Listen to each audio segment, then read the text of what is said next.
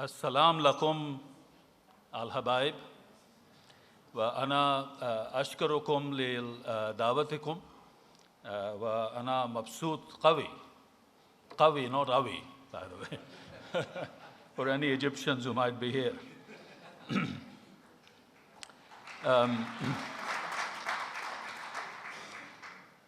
أولين خلاصة الدرس في اللغة العربية. أرجو عنواني في المؤتمر يكون تطرف في القومية والجنسية والفكريات والأديان. أريد أن أقول أن التطرف والتعصب وعدم شمولية يظهرون من الأسباب المختلفة والدين فقط واحد من الأسباب. مع ذلك أمامنا في الوقت جوامع فكريات الإسلاميين مختلف من الدين الإسلام وإيمان المسلمين مختلف من. We need translation. All right. If you're going to speak in Arabic. Okay. We've got Arabic. No. I'm going to say all this in English later. This is just a khulasa. This is a summary. Okay. Yeah. Bless you, brother. Phew. جوامع فكريات الإسلاميين مختلف من الدين الإسلام وإيمان المسلمين. ممكن المقارنة مع فكرة الاشتراكية مثلا. وهذه فكريات يخلقنا مشاكل عن الحريات الأساسية للمسيحيين وللمسلمين وللنساء مثلا وغيرها. نحتاج أن نشجع الاجتهاد والمصلحة في شريعة الإسلام وطريقة التصوف والقانون الواحد لكل الرجال للرد إلى هذه الحركات في الشرق الأوسط وحوله. أرجو هذا موضوع مقبولكم. So I want to begin now. Thank you. One of the things that has struck me very forcibly in my recent work as I go around the world is that there are traditions of tolerance in many different cultures. Now you will recognize what this is. This is the cylinder of Cyrus, which liberated the people of Israel from captivity in Babylon so they could come back to their own land. And not only them, but many other peoples who were captives at that time. I once said to a senior Iranian official, what a great tradition of tolerance the people of Iran had, quoting this cylinder of Kurush al-Kabir. And he said, Bishop, we are not interested in the past, we are only interested in the future. Well, I regretted them saying that, but there it is. The Emperor Ashoka, who conquered and united nearly the whole of India at one time. If we could move to the next one, please. He was then converted to Buddhism, and he erected pillars all around India. Please, can we move to the next one? Yes. This is one of the pillars of Ashoka, proclaiming liberty of belief to all his subjects. So another tradition of tolerance. When I see pictures of monks in Burma or Sri Lanka attacking people of other religions, I wonder what has happened to this tradition of tolerance. And then, of course, we have the Emperor Constantine and the Edict of Milan. That is not the Edict of Milan. Do you know what that is? It's the Nicene Creed, actually. But it's the same emperor. The Emperor Constantine produced the Edict of Milan, which was not just about freedom for Christians to practice their faith. It was actually about freedom of religion as such for all people in the Roman Empire. another tradition of tolerance that goes back to the beginning. It didn't last, I'm sorry to say, and for example, the Jewish people were persecuted later on by the Eastern Roman Empire after it had become Christian. Then we have, do you know what this is? Who can tell what this is? This is Kufi Arabic. Huh? Yeah, but what is the document? Indeed, this is Sahifat al-Madina. This is Sahifat al-Madina, and Dr. Mukarri just now mentioned the Marrakesh Declaration, which is built on this, which says that Islam for the Huquq al-Insaniya has to go back to the Sahifat al-Madina. Another tradition of tolerance. This is the constitution of the first Islamic state. And when people want to have an Islamic state today, sometimes they say to me, we want to have an Islamic state here in Afghanistan or in Pakistan. I say, will it be like the first one? And if not, why not? You know, the second question is also worth asking. If not, why not? Now, then we have Magna Carta. We've just celebrated the 800th anniversary, which created a great tradition of freedom in the English-speaking world, and many countries still, of course, trace their traditions of freedom from Magna Carta. Now, the question is, brothers and sisters, with all these traditions of tolerance and of freedom in the world, why do we have so many countries, so many places where this freedom and this tolerance is denied and rejected? That's the question. And there are different reasons for this. This is what I want to say. So first of all, there is simple tyranny. Take the example of Eritrea. Oh no, it's the one after that, please. Yeah, these are Eritrean Christians, evangelical Christians in Eritrea. It started with them. The persecution of Christians in Eritrea started with evangelical Christians. It then went on to the Roman Catholic Christians and then to the Orthodox Church also. But this is not because of any religion or ideology. This is simply the tyranny of one person, a dictator who has become megalomaniac. Just because of that. And so we find also in many other situations, persecution, rejection of freedom and tolerance taking place because of personal tyranny. You know, you mentioned the advice in the Quran about what to do, or was it the ahadith about what to do about an unjust ruler. Well, there are many unjust rulers in our world today.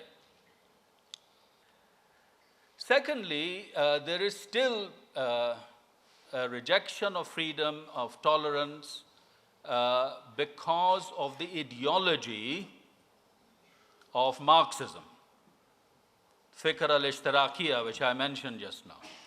Now, where do we find this? We find this, for example, still in China. Happily, in Eastern Europe, this does not exist anymore, although there may be other dangers there. But in China, we still find the persecution of Christians of two kinds especially. Those who refuse to register with the government because they believe that would compromise their integrity and their independence, the so-called house churches, though some houses are very big. You know, I mean, some of these churches are 2,000 people. Well, you need a very big house to have a house church. And then the other category, of course, are those Catholics who still pledge allegiance to the Pope. So these two groups are still persecuted in China. And that's, Marxism is another reason for this persecution. We now also have emerging persecutions where religion is combining with nationalism. It's becoming a chauvinistic nationalism, and a very good example of this, no, not this one, maybe the one after that, yes. This is the doctrine of Hindutva. That is to say, the idea that an only good Indian is a Hindu. So Muslims, Christians, Buddhists, Jains, etc. cannot be good Indians because they are not Hindu. And this is causing persecution of Muslims and of Christians, particularly in India at this time. And I think Muslims and Christians need to stand together to combat this kind of chauvinistic nationalism. In this context, of course, you may want to mention the whole situation about a particular kind of Zionist imperial theology, which is also, I think this was hinted yesterday, combining nationalism with religion. And of course we have to say, don't we, that the Jewish people must have access to this land with which they have such historical and cultural and indeed religious associations. They must be able to live in this land, have free access to this land. But this cannot be at the expense of justice for other people in the land. I mean, that's the equation to solve, isn't it? And to claim that this land can only be for the Jews, of course, that has historically never been true. Somebody mentioned the book of Joshua, but even in the book of Joshua, even in the book of Judges, you find Israel making arrangements with other people to live in the land together. So it is never, never on their own. And then, of course, we now have a new kind of totalitarianism in the Western world because of secularism, where there is pressure on Christians working in particular professions or belonging to particular professional associations, etc., who are who lose their jobs or who have to give up membership of their associations because of their Christian beliefs. And this kind of totalitarianism will be growing. I mean, we will hear more and more about this in the future. Now, having said all of that, as I said in my summary, having said all of that, I have a very close friend, Muslim member of parliament for Gillingham, which used to be, is in what used to be my diocese, Muslim member called Rahman Chishti. And Mr. Rahman Chishti, the Muslim member of parliament in the United Kingdom, says that 80% of persecution of Christians is caused in Islamic countries. These are not my figures, they are his. So we have to ask why this is so. We have to be honest about this and ask why is this so. And the reason is that there has been a resurgence in Islam in many different parts of the world, and some aspects of that resurgence have been positive. People have become aware of their history, they have become aware of their tradition, there has been a renaissance in literature, in art, and so on. I do not deny any of those aspects of this resurgence. But there has been another side to the resurgence. And that has made people look back not just with nostalgia. I mean, we all look back from time to time with nostalgia, don't we? But to look back so that they may develop a comprehensive political, economic, and social program for their societies today. Now, you may want to call this Islamist, you may want to give it some other name, but there are various movements that want to do this. And they are characterized by a number of things with which we are familiar. They are, if we want to sum up the sort of principles of, for example, Sunni Islamism, you can sum them up quite easily. Al-Asul al-Asasiya fil al-Islamiyin al-Sunniyin. So the first of all is the renewal of the Caliphate. You know, it is not an accident that Mr. Baghdadi has proclaimed himself a caliph. Tajdeed al-Khilafah, Now, this is necessary because of the idea of the ummah. I mean, that has been mentioned already. The idea of the ummah, which is one ummah throughout the world. This is why last night on television, 3,000 people from Tunis have gone for jihad in Syria. Why have they done that?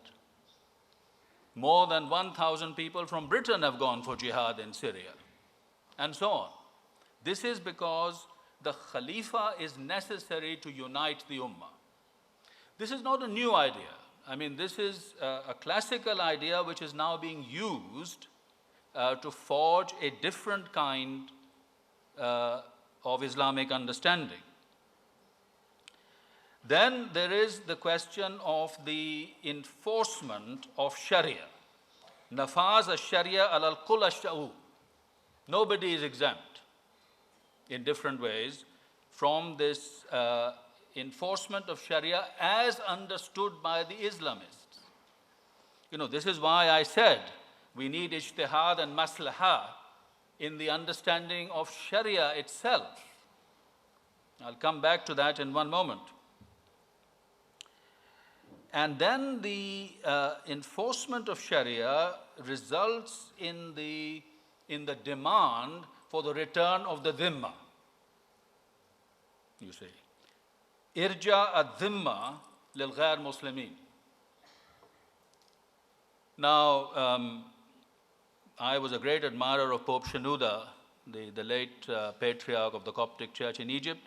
But when it appeared that Sharia would become the only source of law in Egypt, he said, let them have their law, we can have our law. But you see, this is a very dangerous thing to say, because this is precisely the definition of dhimma. What we need, rather, is one law for all. So, then there is the tahsil, the recovery of the lands lost to Islam. Which lands are they? How far does that go? And then in Shia Islam, there is the Intizar Imam Mahdi Sahib al-Zaman. You know, the eschatological aspect of Shia Islamism is slightly different from Sunni Islamism. There is this expectation that whatever the government of Iran does, it must be to hasten the return of the Imam, the absent Imam. And this is very important, of course. Now, the point is that these movements are, in some cases, trying to achieve power through force of arms, and in other cases, through democracy, through the ballot box. But the question is, if they achieve victory through the ballot box, it is fath mubin, it is a manifest victory. What happens when they lose at the ballot box? You see, we don't know the answer to that. What will it be then? Does their system provide a way of understanding losing at the ballot box? Now, this is why I say, and I said this repeatedly during the so-called Arab Spring, that democracy is not enough. Al-Jamhuriya wa al-Demokratiya ghair kifaya kada. Because democracy, just democracy, can result in the tyranny of the majority. That is no less tyranny because it is a tyranny of the majority. So what do we need? We need, for example, we needed in Egypt, for instance, at the time of the Morsi regime, a Bill of Rights. Al-Mithaq al-Haqooq al-Insaniya, or Al-Qanun al-Haqooq al-Insaniya, however you want to put it. Without that, democracy will not be enough, anywhere.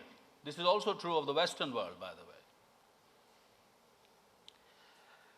So in facing this problem of the different Islamisms that have arisen, we certainly need to encourage, and I am certainly with Dr. Mustafa Abu Sway on these questions. We need to encourage, first of all, ijtihad. Ijtihad, which comes from the same root as jihad, by the way, but it is an endeavor to get to the very meaning of Islam and of Islamic law.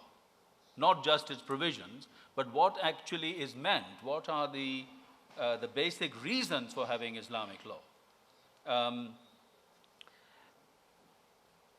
Professor Tariq Ramadan has published a book on this question, and I certainly commend it to you for reading.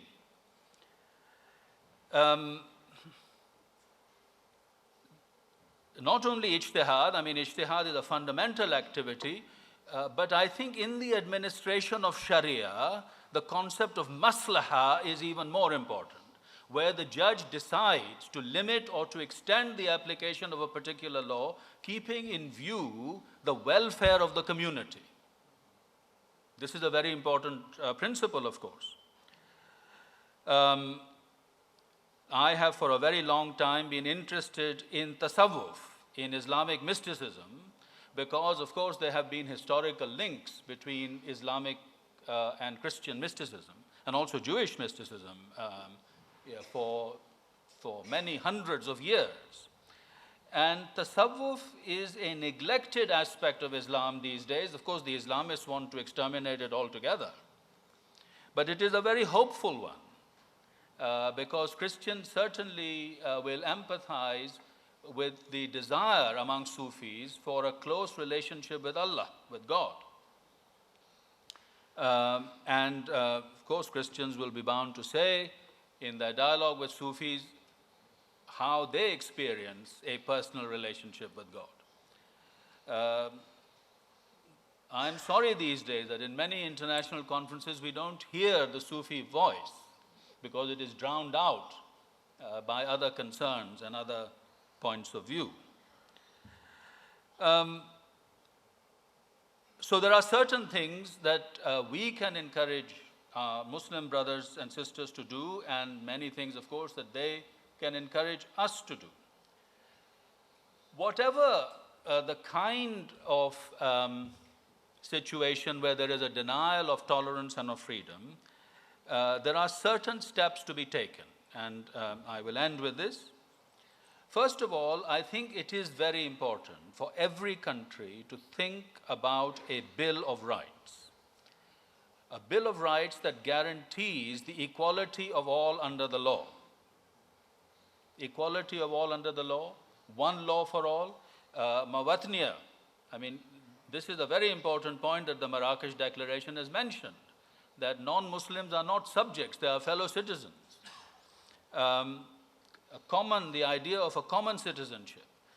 All of these things have to be included in a Bill of Rights. This is also true of the Western world as of anywhere else.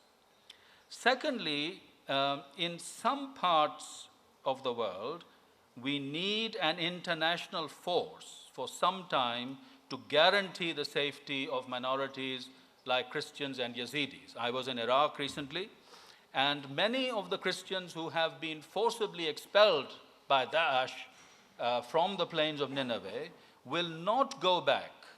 They will not go back to their homes. They want to go back to their homes, but they will not go back until they are guaranteed protection by an international force. Now, that does not mean a Western force, by the way. In Somalia, for instance, much has been achieved. Much that could not be achieved by the West has now been achieved by an African Union force. However, I think from time to time, from place to place, we need properly authorized international intervention to guarantee the safety of people like Yazidis and Christians. Thirdly, we need a system of accountability. One of the things that has helped the work of several agencies on Iran is the appointment of an international rapporteur on human rights in Iran. who reports from time to time on what is going on. Well, this makes good sense, but we need this system for many other situations also.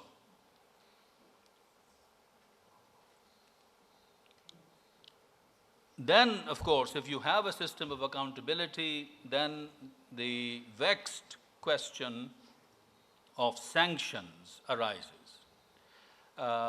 The West was concerned with Iran to have sanctions only on the nuclear question.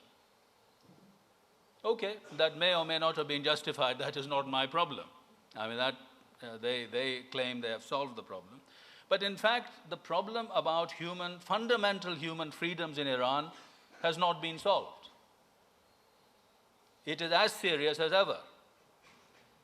And unless the international community says that Iran cannot be, or any other country like that, cannot be welcome in the international community until the question of human rights for its own people is also addressed, whether they are Christians or Jews or Baha'is, whatever they may be.